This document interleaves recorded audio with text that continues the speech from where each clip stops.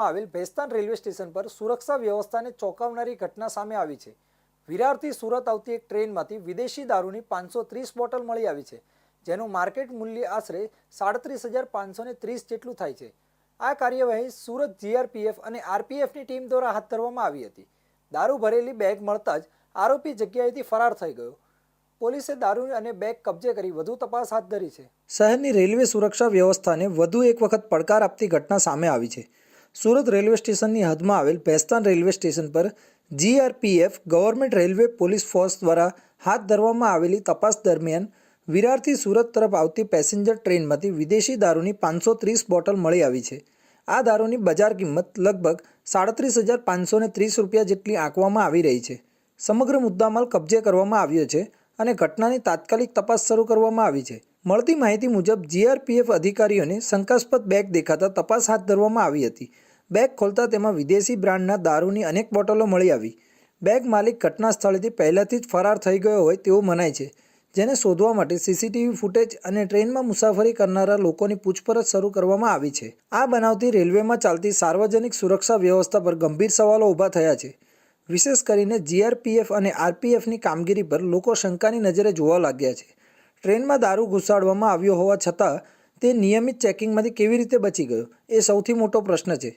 આજકાલ રેલવે માર્ગનો ઉપયોગ દારૂ, મદારૂ તથા અન્ય અવેજી સામગ્રીની હેરફેર માટે સતત વધી રહ્યો છે, જેથી જીઆરપીએફને હવે વધુ સતર્ક બનીને કામ કરવાની જરૂર છે।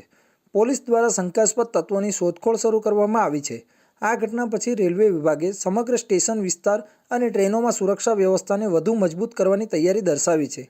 ટ્રેનોમાં ડ્રોન કે સ્નિફિંગ ડોગ સ્ક્વોડ જેવી ટેકનોલોજીનો ઉપયોગ પણ વધારવાનો વિચાર ચાલી રહ્યો છે।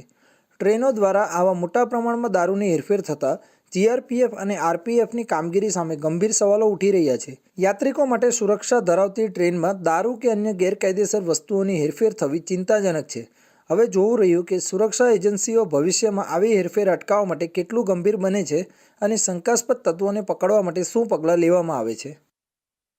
તો સુરતના સણિયા અહેમદ વિસ્તારમાં રહેતા સૌરાષ્ટ્રના પરિવારની ધોરણ 8માં અભ્યાસ કરતી તરુણી સાથે ફ્રેન્ડશિપ કરી ફરવાના બહાને શરીર સંબંધ બાંધ્યો હતો।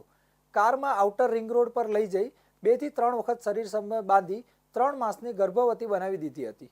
પરપ્રાંતીય કાર ડ્રાઈવર યુવાન વિરુદ્ધ સારોલી પોલીસે દુષ્કર્મની ફરિયાદ નોંધી મધ્યપ્રદેશની સરહદ ઉપરથી ઝડપી પાડવામાં સફળતા મેળવી છે। સુરતના સણિયા અહેમદ ગામ વિસ્તારમાં રહેતા મૂળ સૌરાષ્ટ્રીયન પરિવારની ધોરણ 8માં અભ્યાસ કરતી 13 વર્ષ અને 10 મહિનાની રીટાને 2 દિવસ અગાઉ પેટમાં દુખાવો થયો હતો, જેથી તેણીએ માતાને કહ્યું કે છેલ્લા 3 મહિનાથી માસિક આવતું બંધ થઈ ગયું છે અને પેટમાં દુખાવો થાય છે।